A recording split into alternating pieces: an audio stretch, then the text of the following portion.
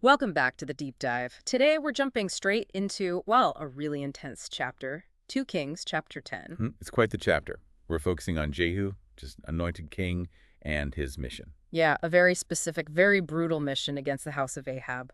We're pulling the details right from the text. Exactly. It's a blow-by-blow of how he carries out this purge, really. Hmm. A period of huge upheaval. Okay, so let's dive in. Jehu's target, Ahab's house. Specifically the 70 sons in Samaria. But he doesn't just attack. No, he starts with communication, strategy. He sends letters. To the officials in Samaria, the elders, the guardians, the people actually raising Ahab's sons. Right. And it's a calculated challenge. He lays out their resources. He says, you've got the chariots, the horses, the fortified city, the weapons. He almost seems to be daring them. It's like you have the means, and then the challenge. Pick the best son, put him on the throne, and fight me for Ahab's house. So he puts the ball squarely in their court, and their reaction. Pure terror. The text is really clear about that. They're terrified. They basically say, look, 2 kings couldn't stand against this guy, Jehu. That's Joram and Ahaziah, whom he'd already dealt with. Right. So how could we possibly stand against him? Their logic is driven entirely by fear. Absolutely. Which leads to their response. Total submission. Yeah, that quote is powerful, isn't it? We are your servants. We will do anything you say. We will not appoint anyone as king. You do whatever you think best. Complete capitulation. It just shows the kind of fear Jehu already commanded, just from a letter. And it sets up the next step, which is, well, even more grim. The second letter. He takes their pledge of loyalty and immediately puts it to the test. He says, essentially, if you're really on my side, if you'll obey me, Then prove it. Take the heads of the 70 royal princes. all 70 of them, and bring them to me in Jezreel by tomorrow. It's just chilling. And the text adds that detail, remember. These princes were being raised by these very officials. Right. The men receiving the order were their guardians. So it's not just a political execution order. It's deeply personal and, frankly, horrific. They're told to kill the boys they're responsible for. And they do it. The text is blunt. They slaughter all 70. Put their heads in baskets, send them to Jezreel.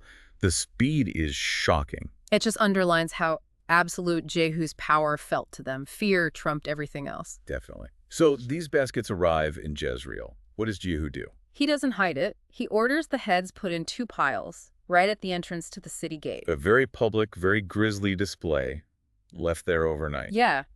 And the next morning, he goes out and addresses the people gathered there. Standing before these piles. And this is where his political savvy, maybe, it gets really interesting. He says to the crowd, "You are innocent." It was I who conspired against my master and killed him, but, and here's the pivot. Who killed all these? Right. He admits his own coup against King Joram, but distances himself from this particular slaughter. He subtly shifts the blame, or at least the direct action, to the Sumerian officials. But his overall justification is key. He frames the whole thing. As fulfilling prophecy. He explicitly says, this is the word of the Lord, spoken through Elijah, against Ahab's house. So in his view, and the narrative's framing, this isn't just his ambition, it's divine judgment. Exactly. It provides that theological cover, if you will, for incredibly brutal actions. And he wasn't done in Jezreel yet, was he? No, the purge continues. Everyone else connected to Ahab's house in that city, chief men, close friends, priests. Gone. The text says he left no survivor there from Ahab's circle. A total wipeout in Jezreel. So with Jezreel cleansed, Jehu heads towards the capital, Samaria. And on the way, there's another encounter. At Beth Eked of the shepherds. He runs into a group of men, 42 of them. And who are they? They identify themselves as relatives of Ahaziah, the king of Judah Jehu had also killed. Right, Ahaziah was connected to Ahab's family through his mother, Athaliah. So while maybe not direct house of Ahab, they're part of that broader network. And they say they're just going down to greet the royal family, presumably unaware of the extent of the slaughter. Seems that way. But for Jehu, their connection is enough. His reaction is just as swift. Seize them. Take them alive first, then slaughter them. By the well of Beth Eked. And again, that stark phrase, he left no survivor, 42 more killed. It really drives home the ruthlessness and the thoroughness of this mission. No loose ends. Okay, so after that pretty grim episode, the tone shifts slightly. Jehu meets someone else. Yes, Jehonadab, son of Rechab. This feels different. How so? Well, Jehonadab isn't part of the royal mess or Baal worship. He's from a group known for being sort of traditionalist Yahweh followers, resisting foreign influences. Ah, okay. And Jehu approaches him directly. Yeah, asks him point blank, "Are you in accord with me as I am with you?" Testing his loyalty, his alignment. And Jehonadab says yes. So Jehu pulls him up into his chariot, and then he says something revealing. What's that? "Come with me and see my zeal for the Lord." Ah, so he's explicitly framing his actions as religious zeal, and he wants a witness known for piety. Exactly. It's like he's seeking validation or demonstrating his motives, and Jehonadab goes with him. It's a significant alliance, even if just symbolic at this moment. So they ride together towards Samaria. And once in Samaria, Jehu finishes the job regarding Ahab's family there. Again, the text connects it to Elijah's prophecy. Right. So phase 1, eliminating the house of Ahab, is essentially complete. Now for phase 2. Phase 2, dealing with Baal worship, which Ahab and Jezebel had promoted so heavily. And this involves quite a bit of deception. Oh, absolutely. A major ruse. Jehu gathers everyone in Samaria and makes this startling announcement. He says, Ahab served Baal a little. Jehu will serve him much. Which must have sounded confusing, or maybe alarming. You'd think so. But the text immediately tells us, the reader, what's going on. It says Jehu was acting deceptively in order to destroy the ministers of Baal. So it was all a trap. A carefully laid trap. He calls for a huge sacrifice to Baal, summons all the prophets, ministers, priests of Baal, And makes it mandatory. Anyone who doesn't show up faces death. This ensures everyone he wants is gathered in one place, Yeah. the temple of Baal. And the text says they all came. The place was packed. Inside, Jehu arranges for robes to be given out, maybe to mark them. Could be. Then he and Jehonadab go in, and he makes one final check. What's that? He asks, "Are there any servants of the Lord here? Make sure it's only Baal worshippers." Wow. Ensuring no friendly fire, so to speak. Precisely. Once he's confirmed it's only the target group inside, the trap is ready. He's got 80 of his own men posted outside. With very strict orders. Extremely strict. Let anyone escape and you pay with your own life. High stakes for his guards. The sacrifice begins, and then... As soon as the burnt offering is finished, Jehu gives the signal. Go in and kill them. Let no one escape. And the guards obey. A massacre inside the temple. They cut them down, throw the bodies out. It's brutal. And they don't just stop with the people, they go after the temple itself. Right. They go into the inner shrine, bring out the sacred stone, the pillar of Baal. And burn it. Burn it, demolish it, tear down the whole temple. Total destruction. And then there's that final detail about what the site became. Yeah, the text adds, almost as a final insult, that the place was used for a latrine to this day. A powerful statement of utter desecration. So Jehu achieved his stated goals. House of Ahab, gone.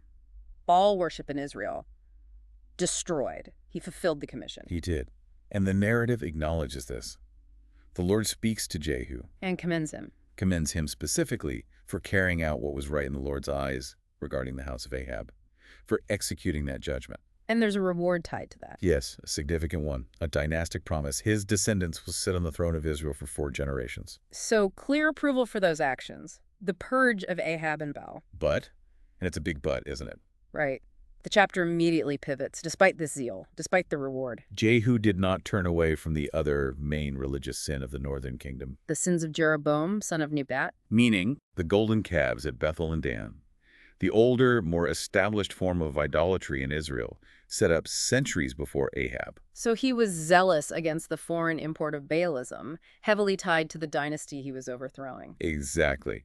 But he didn't touch the native idolatry. He kept that system in place. Which suggests his obedience, while dramatic, was incomplete, or perhaps politically calculated. The text frames it as incompleteness. It says he was not careful to keep the law of the Lord with all his heart. He didn't abandon Jeroboam's sins. And was there a consequence mentioned for this failure? Yes, directly linked. The text says, in those days the Lord began to reduce the size of Israel.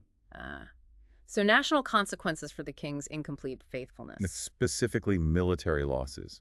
Hazael, the king of Aram, starts overpowering Israelite territory east of the Jordan River. The text even lists the areas, doesn't it? It does. Gilead, Bashan, the lands of Gad, Reuben, Manasseh, a significant chunk of territory lost. So, despite his success against Ahab and Baal, his reign sees the nation diminish because he didn't go all the way in religious reform. That's precisely the picture the text paints. His strength couldn't prevent these losses because his heart wasn't fully aligned with God's law, specifically concerning the golden calves. The chapter then concludes pretty quickly. noting his death after a 28-year reign, burial in Samaria, and his son Jehoahaz taking the throne. Mm-hmm. Standard closing formula for a king's reign.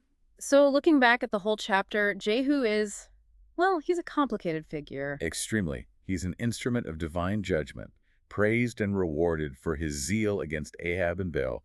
He gets that four-generation dynasty. But that zeal has limits. He stops short of tackling the older, perhaps more ingrained idolatry. And that failure, that lack of being careful with all the law, has immediate negative consequences for the kingdom. Territorial losses. It really makes you think about what zeal for the Lord truly means, according to this text. Is dramatic action against obvious evil enough? Or does it require that complete, wholehearted obedience, even addressing the familiar, long-standing compromises? The chapter seems to lean towards the latter. Yeah, a lot packed into one chapter. The letters, the heads, the deception, the slaughter, the reward, the failure, the consequences. It's a stark portrayal of leadership, obedience, and the complexities of carrying out what's seen as a divine mandate.